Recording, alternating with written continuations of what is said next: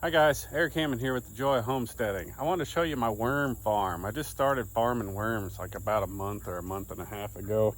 I just got a 5-gallon bucket that sits in another 5-gallon bucket. There really shouldn't be 3 buckets here, but man, these 2 buckets are stuck together and I can't possibly get them apart. But man, down in here, I saw that I had some worms.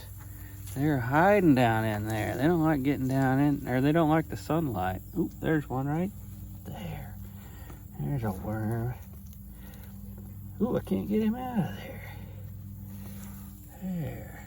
There's a worm. There's one of them.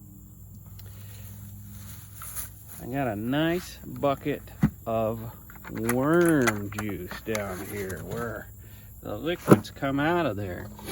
So what I'm gonna do is I'm gonna take this worm juice and I'm gonna dilute it down. I'm gonna bubble it with a fish bubbler for at least a day, and that's really gonna be good. And I'm just gonna put that on my zucchinis and on my peppers, and we're gonna see if that just can't help my soil fertility.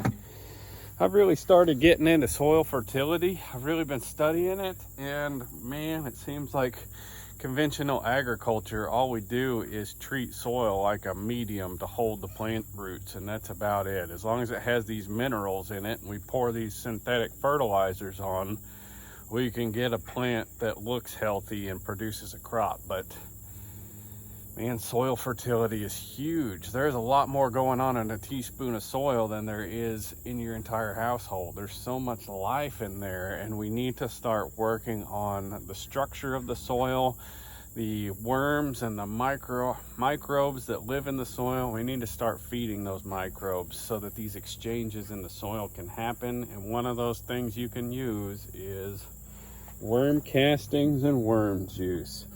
Let me show you my aerator setup.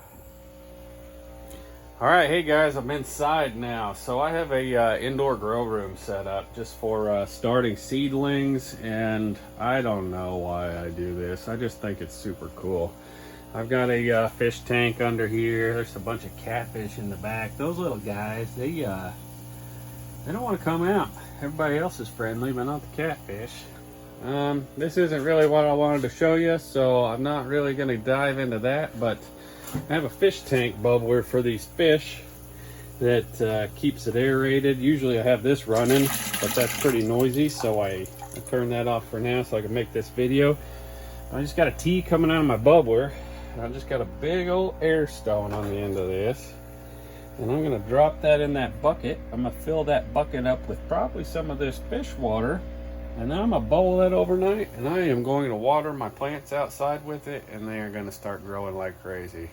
Just put a pipe on my little spout there, and I got that running my bucket, and I'm just filling my worm castings up with some nice nutrient-rich fish water.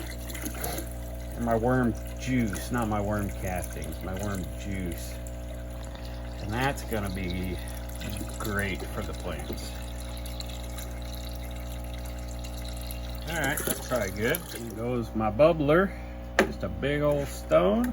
I turn that on. We're just gonna bubble that, aerate that, and that's going to make for some fantastic fertile water. We need to start working on soil fertility. Just something to think about. Look at that zucchini plant, isn't that cool? That thing's huge. Anyways, if you like this kind of thing, hit like, hit subscribe, and we will show you more cool stuff we got going on around the farm. I need to do a video on this aquaculture stuff. This is a very cheap, easy way to produce food. I think I have it figured out that catfish can be raised for less than $3 a pound. So isn't that cool? All right, see you guys.